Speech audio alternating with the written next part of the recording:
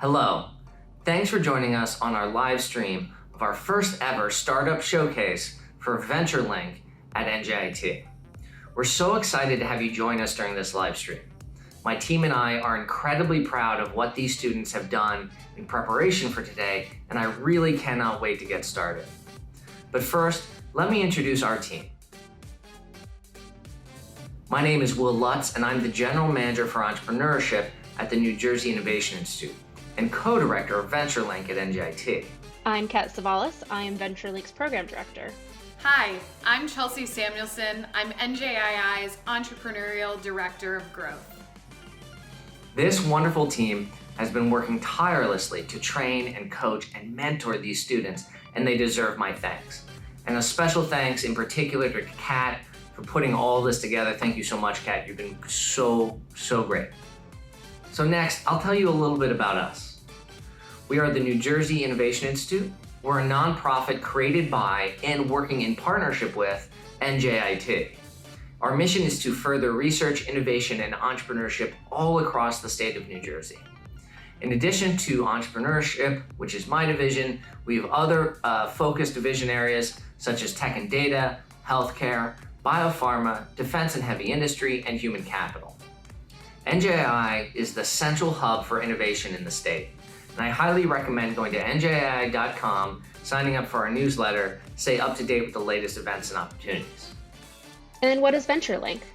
VentureLink is a startup incubator and co-working space that NJII and NJIT run together for students and for the New Jersey public at large.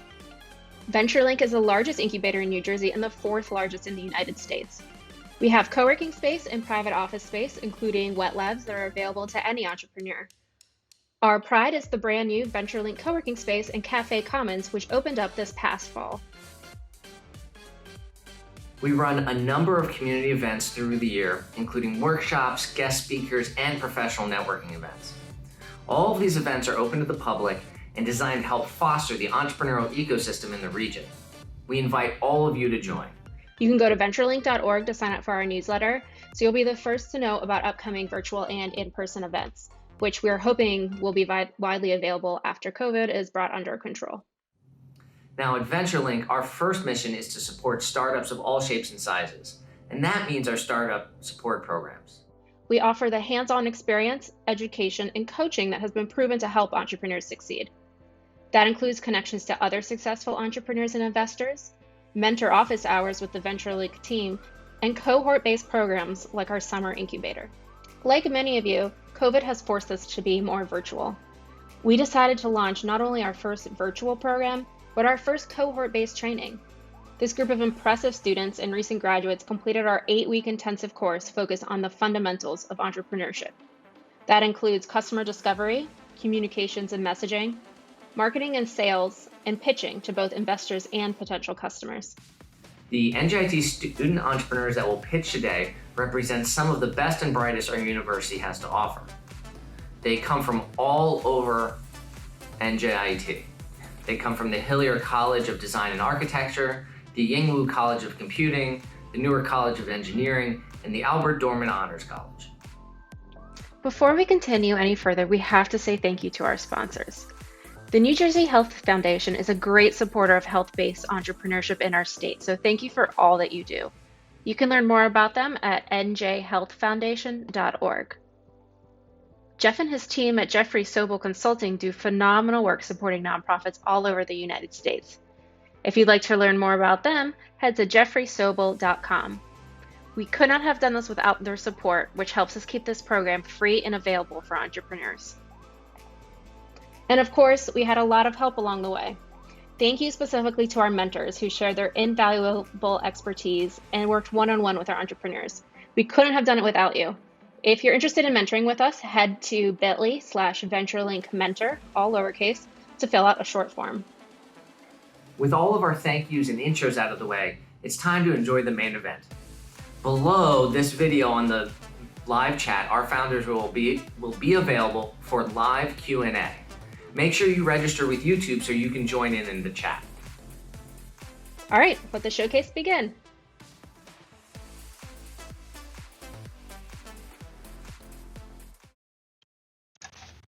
Hi, my name is Nick Irwin, and today I'm here to talk about my company, SureFire Lacrosse. Just a bit of background about myself. I'm a Division I lacrosse player, assistant coach at my local high school, and athletic trainer of 5+ years. I run SureFire Lacrosse, where we are launching the SureFire Lacrosse Training Grip, an aid that guides lacrosse stick handholds for new athletes to the sport. Made to fit over any standard size shaft, our grip ensures that every young athlete who wants to play will learn the right way the first time. Now, before we start talking about our product, I want to give a brief history of lacrosse. The game was started by Native Americans in the eastern half of North America, and has since blown up in popularity across the country, having hotbeds on both coasts of the United States. This is a chart taken from the 2018 U.S. Lacrosse Participation Report that shows the total percentage growth of high school lacrosse participation, which is 105% between the years 2006 and 2018. Making it the fastest growing sport in America, and it still is to this day. Now, with this expansion comes a few questions that needs to be answered. As the sport grows, there's going to be a need for coaches in non-hotbed areas. Athletes are going to be picking up a stick for the first time, and they're going to have to teach themselves if they do not have access to high-quality coaching. These athletes are going to have to use online resources, which ultimately will not be enough and will never replace in-person one-on-one coaching. Also, COVID-19 will change the way practices are held moving forward. Coaches are going to have to put more responsibility on their athletes to develop individually outside of practice. And if they are still learning and are still new to the game, they're also going to have to use these online resources. Now, how is this problem going to be addressed? First, I want you to picture yourself in the shoes of one of these athletes picking up a stick for the first time. You scoop the ball into your stick and it feels like you're trying to balance a tennis ball on a tennis racket. You go to throw the ball, but it feels like you're trying to swing a sledgehammer that's not abundantly heavy at the top. As you keep playing, you keep getting more frustrated because the mechanics just feel so awkward and so unnatural. You get too frustrated, you put down the stick, you go inside, you put on ESPN, and there's a professional game on television. You sit and watch, and as you watch, you wonder to yourself, how do you get this? Which is a video of a professional lacrosse player playing wall ball, making it seem so effortless. From this, which is a video of a second grade game, and you can see the players are passing to their teammates and the ball is bouncing 6 feet in front of them and they have to run after and chase it. This is where our product comes in. The SureFire grip ensures the top hand stays in place on a stick as an athlete is practicing and playing. Every lacrosse coach will tell you that the top hand is the most important part in developing good mechanics because it gives the ball direction and speed as it comes out of your stick when you're passing. In turn, keeping your top hand on the stick and using this grip develops correct muscle memory, which will allow your skills to develop at a faster pace than if you were not to use this grip. It is also adjustable to fit your preferences, so it can slide up and down the stick and fit how your mechanics are. Our plan moving forward is a three-headed attack. First, we want to go to tournaments in the tri-state area, meaning New York, New Jersey, and Pennsylvania, that are sanctioned by U.S. Lacrosse. This will allow us to talk to more players and parents and start getting our name out there. Secondly, we want to have partnerships with programs in the northern New Jersey area, which include Building Blocks Lacrosse, a team that I played with and a coaching staff I played under, as well as NJIT, which means that we can have partnerships on both sides of the spectrum, all the way from youth programs to one of the highest collegiate levels. Lastly, we want to have a social media presence on Instagram and Twitter so we can start having more customer outreach and start developing a good brand reputation. We are pre-revenue, but part of our plan is to hit 3 milestones along the way. In January of 2021, we want to have 50 athletes of every skill level using our product so we can continue to develop and refine our product. By summer of 2021, we want to have at least 5 tournaments visited with a booth so we can start getting more recognition and start getting our name out there. And fall 2021, we want to have our production of our first batch of grips to sell.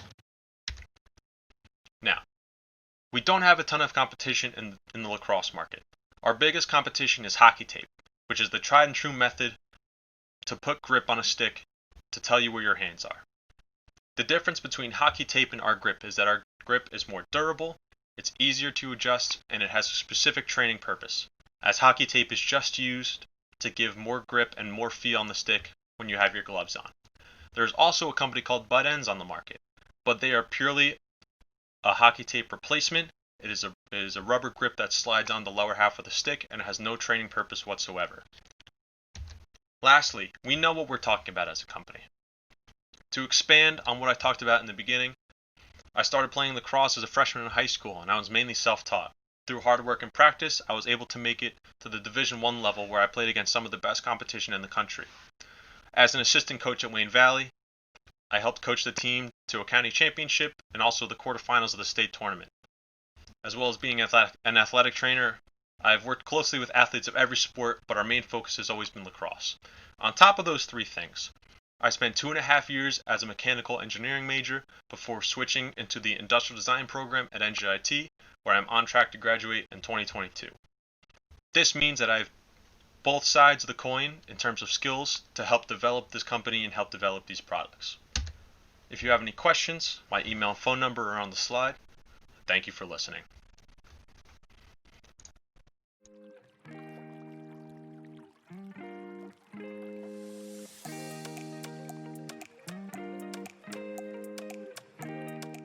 My name's Yashwee, and I'm the founder of ReLeaf, and I'm building a management tool for patients with brain injuries. Every year, 2.8 million Americans sustain a traumatic brain injury.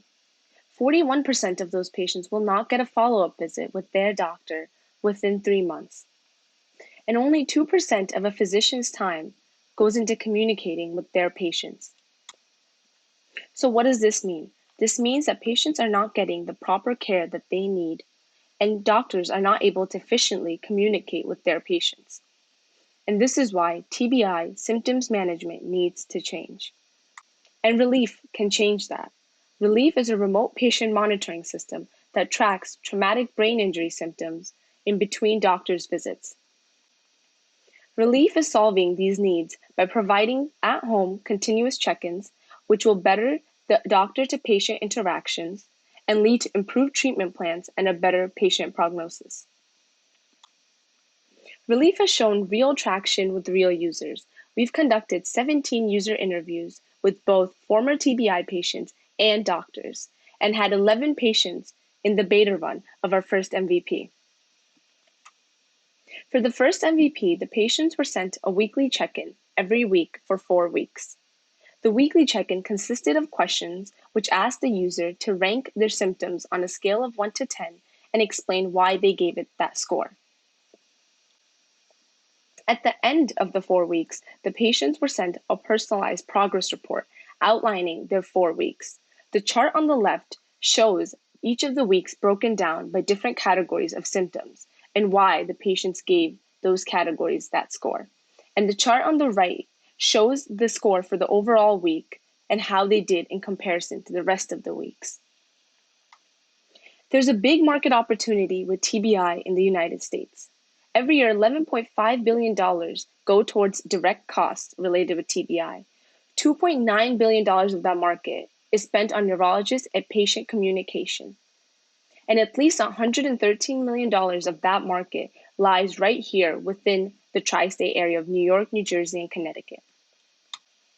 And our market strategy is by going to events, creating partnerships, and reaching out to online groups. This past January, I went to CES and I talked to different doctors, physicians, and early stage startups. I'm in conversation with a few neurologists from NYU and University Heights and a few high school sports teams. And I've reached out extensively to online Facebook TBI support groups and on other online platforms. In 3 years, we will have 50 neurologists within the ReLeaf network. This means 49,000 TBI patients using ReLeaf. $15 per month per patient will lead to $8.8 million in revenue. ReLeaf is not the first of its kind in the market. However, it is by far the most advanced, as it will provide personalized AI weekly check-ins, HIPAA-compliant software, and a direct connection between the patient and their medical providers while being cost-effective. In the next 6 to 12 months, we will conduct trials with our second MVP.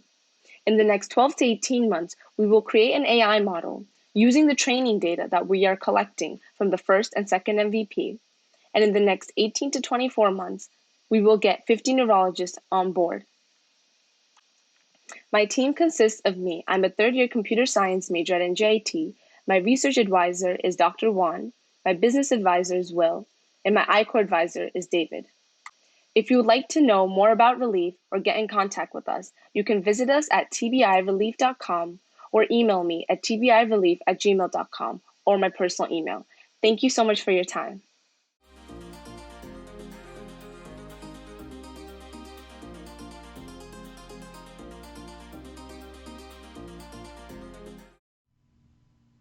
Hi, my name is Parth.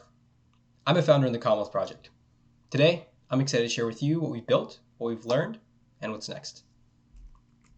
So, it's late March 2020. COVID-19 cases are spiking. New York and New Jersey have been hit the hardest. Exhausted, bruised, and traumatized doctors and nurses are sharing their war stories on social media, and hospitals are beginning to run out of personal protective equipment, or PPE, as the patients start to swarm in. The PPE industry failed to protect them. In April 2020, 91% of healthcare facilities had less than a 2-week supply of face shields remaining, and 35% had nothing at all. For us, our story began at Holy Name Medical Center in Teaneck, New Jersey. Just 4,000 employees were expecting 300,000 COVID-19 patients. This is where our friends and family worked. This is where we volunteered and built relationships with the workers, doctors, nurses, and patients for years. The stories that we heard terrified us. They were getting ready to use garbage bags as gowns, and names were being written on the N95s so that they could be reused.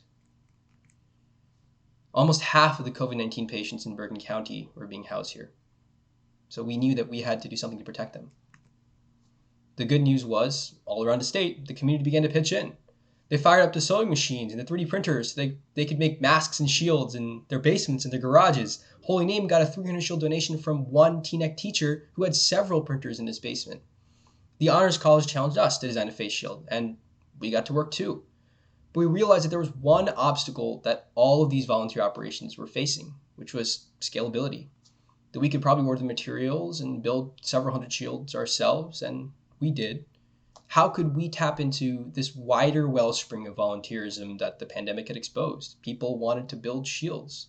So how could we get the construction materials into the hands of people who wanted to build them so that we could have a much bigger impact?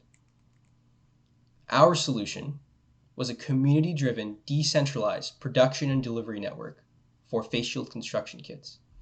In each county, volunteers have shield construction kits home delivered to them by their drivers, who pick up finished shields at the end of the weekend for delivery to donation centers. Each county in which we operate is an autonomous region with a central distribution manager, its own drivers and constructors, and shield drop-off locations. The unique aspect of our system is its scalability. All we need to scale up production is to find a new volunteer in a new county that can run its own autonomous region, collect some additional support, and that county can run self-sufficiently. In just 3 months, entirely in quarantine, we raised $5,000 to build 5,000 disposable shields, and then partnered with the NJIT Makerspace with our model to build an additional 10,000 reusable shields by 200 volunteers that were donated to 40 plus locations in the state. Returning to Holy Name, we leveraged our relationships to build a direct pathway to the command center, donating 250 shields every single week until we donated 1,000 and fulfilled their need for the foreseeable future. So thankfully, over the past few months, both the case counts and hospitalizations in New Jersey have tapered. As we prepare for the school year, the Makerspace has begun to wind down its own production after successfully building 10,000 shields with us. So we're shifting the CommonHealth project's operations to a rapid response model so that we can answer the call for PPE if COVID-19 cases spike again. When we asked ourselves what's next, though, we sought to maximize and apply our greatest assets. First, the students that we're driven by. Second, our multidisciplinary team. And third, our connection with the hospitals and healthcare centers that we're close to now. Our most important asset is our students. We have an interdisciplinary and high-performing core co-founding team of NJIT engineering students. Juliana and I are both biomedical engineering students. Mark is a Mechie. Aday is an ECE student. In leading this project, we had the opportunity to gain incredible experiences in engineering design, supply chain, and product management. But we were especially proud that as we scaled, we onboarded 10 additional students and extended the opportunity for them to manage the logistics on our operational counties, working on new versions of our websites, and develop an application to coordinate the logistics of the project. The importance of innovation in healthcare can't be understated right now. We have a high-performing team that has delivered proven success, and we want to turn our focus to catalyzing this innovation by connecting innovative startups with high-initiative students that are eager for experience. That's demonstrated by our 100% student-run organization. Students are galvanized by high-autonomy projects where they can have an impact and are ready to work for experience and bring a fresh growth mindset to any organization. We have a great resource that's ready to be channeled. Let's talk about how we can give students the ability to grow their skills as leaders and startups the ability to innovate. Here's our contact information. We'd love to talk with you. Thanks for your time.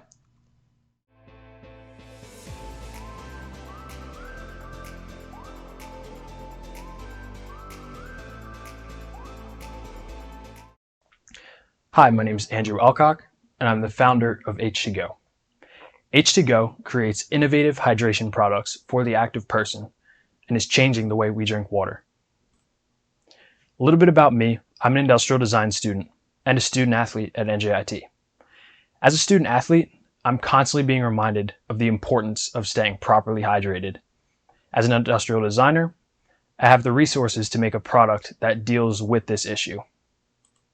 So a little bit more about me. I've been going camping with my family since I was about 7 years old. And here's a little blackmail picture of us on one of our first camping trips. Over the years, our camping trips started to involve hiking, canoeing, biking, and other activities that require you to stay hydrated while your hands are occupied. When carrying around water bottles didn't quite cut it, we turned to hydration packs. And for those of you who aren't familiar with hydration packs, this is a hydration pack. It's basically a backpack, and inside is a plastic bag with a flexible straw coming out of it.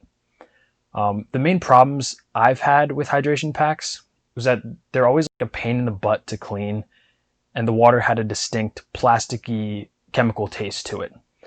And some basic customer discovery assured me that I'm not the only one who has experienced these issues.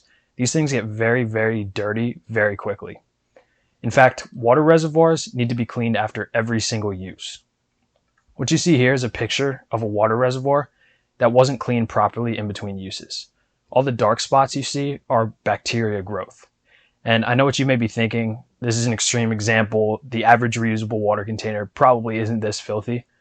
I hate to be the one to bring this to your attention, but the average reusable water container was found to have over 100 times the amount of colony-forming units of bacteria per square centimeter as the average dog toy. You might as well be drinking out of a petri dish.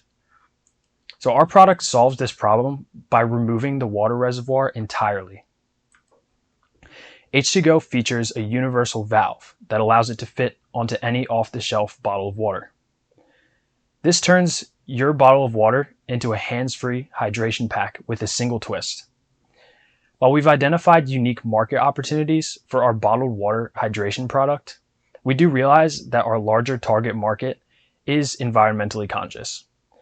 So our next product would be a variation that fits reusable water bottles. Our clear early adopters are those who own hydration packs. The hydration pack market alone was valued at $310 million in 2018 and is forecasted to grow up to about $780 million in 2025. So this is great news for us, but our marketing opportunities don't stop with the hydration pack market. Through customer discovery, we found that we would have success selling to bikers, runners, hikers, backpackers, music festivals, amusement parks, the list just goes on. And as far as manufacturing goes, for a run of about 1,000 units, our cost per unit is around $7 a unit. And from our competitor analysis, we've concluded that we would be competitive in this market space at about $30 price point. And with these numbers, we would make $18,000 gross profit on our first production run. So also during our market research, we found that almost 50% of hydration packs are purchased at specialty stores, camping sports stores. So we've started conversations with some big box specialty stores, including local branches of Dick's Sporting Goods, Cabela's, and REI to better understand their product selection process.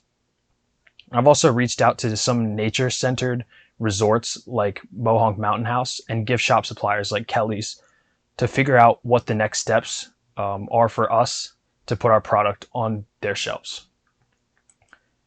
Currently, we're continuing to tweak our product, and we're also reaching out to potential distributors.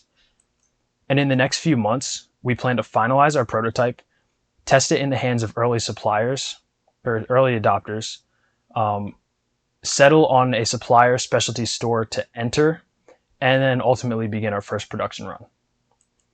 So we definitely have the right team to do this. With myself as the founder, I have Will Lutz as my business mentor. He's a great resource and knows what it takes to have a successful startup.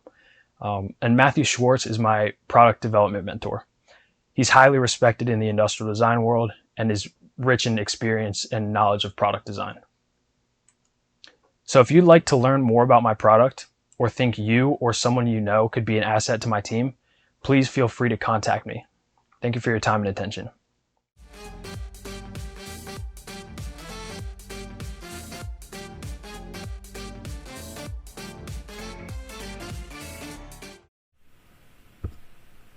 Hello, ladies and gentlemen. My name is Daniel Salib, military veteran and founder of Volant. I had the pleasure of serving 4.5 years in one of the finest fighting forces ever created. In case there's any confusion of which branch that is, obviously the United States Marine Corps. While in the Marine Corps, I was assigned to a reconnaissance unit, where it was our job to be the eyes and ears for operating forces. Reconnaissance missions can be accomplished a few different ways, but generally it involves a lot of walking. And I do mean a lot.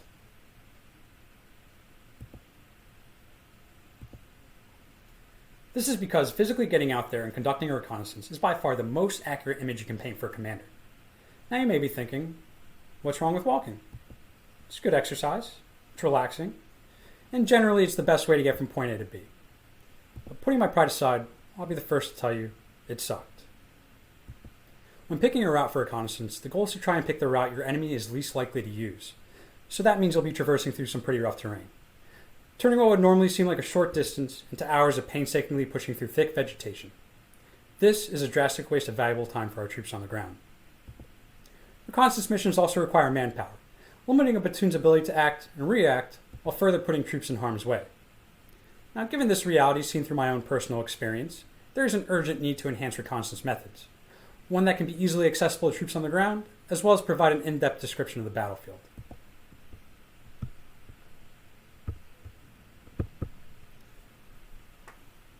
Here at Volant, we are a team of hardware and software engineers who are revolutionizing reconnaissance capabilities through our innovations in communications and unmanned aerial systems.